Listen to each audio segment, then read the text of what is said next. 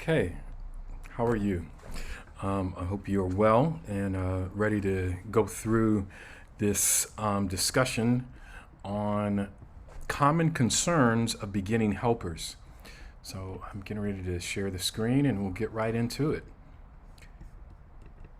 So this evening we do have a presenter, but I still wanted to go over the lecture in case you had any questions. You were able to go over the readings and other pieces here. So we'll begin, and this is from chapter 5 in your readings with Corey and common concerns for beginning helpers. So we want to explore self-doubts and fears, and so some common concerns of trainees, right? And we've made that differentiation between trainees and interns. Trainees are those who are in their beginning stages, first, second, or even third year of a program, particularly like a psychology program or some other type of graduate school program, and then the last year is usually their internship. But common concerns of trainees. There's a fear that one's mistakes or uncertainty will harm the clients, right? And this could lead to an approach avoidance. And I'll break that down a little bit more, but this concern about mistakes can sometimes lead to people stopping rather than starting. Expecting oneself to help all the clients, right? Or thinking that I have to fix people. Anxiety about what to say, the kinds of questions to ask, how to fill the silent spaces, right? And many people have a fear of conflict or confrontation. That's part of the reason why they got into the helping professions, to help people avoid conflicts, right? And there's concern that clients may be overly demanding, right, and bully us, particularly when we're younger, or, now I'm going into this as I'm older, right? Sometimes I'm worried about that. So here's some ideas about transference and understanding, right? And some clients may respond to you by perceiving you in a distorted way, and that distortion may come from their own prior experience, right? Political transference, they might assume that because you are in the profession you're in, that your politics are one way, or that your faith identity leads to a certain set of assumptions about your politics. Or they may see you as perfect, like someone who they aspire to but can never attain your level of lifestyle or living, as it were. One that I haven't seen happen too often in my career, but I know it has happened to others. They may fall in love with you. In love, and I'm using more the romantic term, and it may be even a lustful term, but yeah, they may fall in love with you. These unrealistic demands that may be made upon you may really usually cross boundaries, and sometimes boundaries need to be set when this transference is occurring. And sometimes once you set those boundaries, there's displaced anger on you, and this really doesn't have anything to do with you, but it has everything to do with their prior experience and some of the issues that they're working through. Some pointers to deal with transference. And these reactions. Monitor your own counter-transference. What is counter-transference? This is the issues you may have with your own clients, right? They've put something on you, now you're putting something back on them. And seek supervision with your more difficult cases, especially when you're struggling with that. Avoid blaming, judging, or labeling the client, and demonstrate understanding and respect. Right? This isn't about who's wrong, who's right. It's simply about working towards the best outcomes and objectives for your client. Help clients become aware of how they are keeping old patterns functional in current relationships. And sometimes you can do that by beginning to bring forth ways in which transfers is impacting your own therapeutic relationship with them, right? So a counter-transference, again, is a helper's total emotional response to a client's feelings, reactions, associations, or fantasies.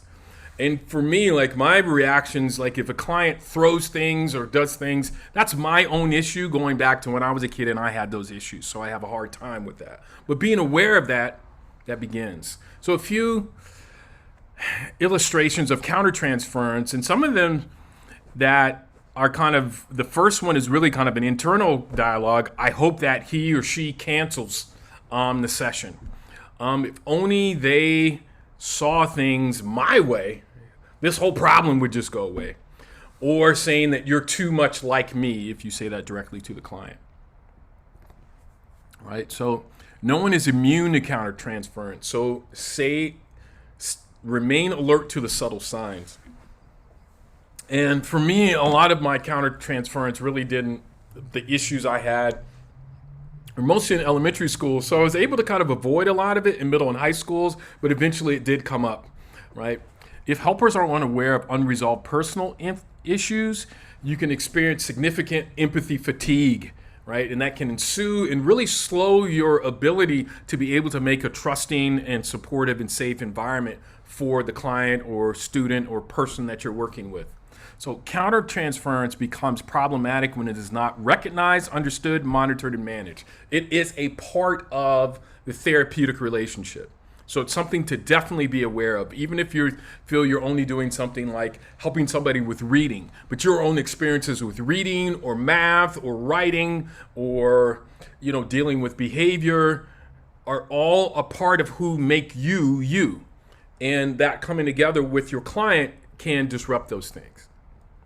So the types of clients who may pose a challenge to you, right? And I'm going to highlight some that pose challenges to me as well, but which of the following types of clients would you have difficulty counseling? So I want you to really think this through and maybe write down at least two that you might have difficulty with. Involuntary court mandated clients. Ooh. I've had difficulty with those only if I see them out and about near my own family members, right? Sometimes you're working in a small environment, you got to keep that confidentiality, but there they are, right? Silent and withdrawn clients. I like those. Excessive talkers, I like those too. Clients who overwhelm themselves.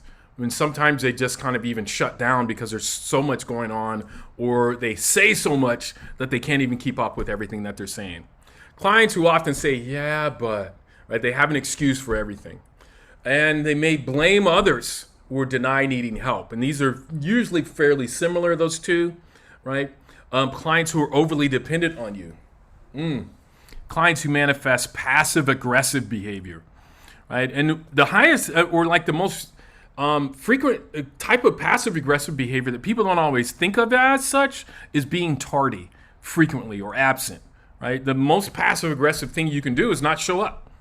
Right? Clients who rely primarily on their intellect or conversely use emotions as a defense, right? They're extremes. Either they're very wordy and thoughtful and cognitive, or everything is an emotion. I feel this way, and I'm emoting everywhere. I'm angry, or I'm sad, or that type of thing, right? And some of these may trigger you, some may not. I would say for me, it's the emotional group, particularly if they're destroying property. And man, some of it's the clients who are overly dependent on me, but that's also some of my style, but I tend to lean towards that style in regards to the type of therapy I give, and that's solution-focused therapy. I'm very focused on the solutions, not so much on people's feelings. Okay. Working with clients who manifest problem behavior. Okay, so handling this resistance and understanding and respect and resistance. And, right, if an individual has reluctance to bring into consciousness awareness threatening material that has been previously repressed or denied. So resistance can come in many different ways, and sometimes clients aren't aware of the resistance. And that's usually the hardest type to deal with, when it's unconsciously manifesting. And sometimes you can't even call it out until you're able to demonstrate that there is a pattern. If you can predict the pattern of their resistance, then you can begin to slow things down for them and say, okay, what is this resistance about, right? You honor it, that it had a protective place probably at one point to keep them from having to experience significant pain, right? And you explore that process with the client, and you somewhat decontextualize that experience of resistance. You monitor your own responses by helping them and modeling for your client what it's like to be aware of their responses, right? Sometimes mindfulness can help with this. I just call it general awareness, right?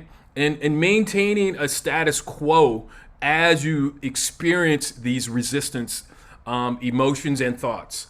And then begin to reframe the behavior that it served a good purpose, but it also, this person is now safe and doesn't have to resist growth and change.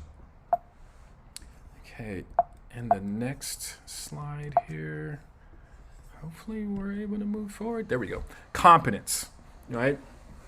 Yeah, competence is extremely important. I think it's more important than self-esteem, because if you have competence, then your self-esteem will rise. Focusing in on self-esteem, this is one of the things we found out in the 70s and 80s, that focusing too much on self-esteem doesn't always improve competence, therefore achievement, particularly if you're talking about in the school setting. So assessing your competence, practicing beyond the scope, right? And self-monitoring your own sense that you can be effective as a therapist, right?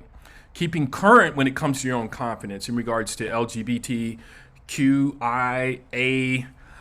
issues, parenting, education, legal and ethical issues, and that requires going to ongoing training, reading books, reading articles, being involved in a professional organization. This improves your competence. And it also, I think, increases the confidence of the young people that you're working with. If they can go and find more information about what you're telling them about to address their own issues, they have more confidence in your competence.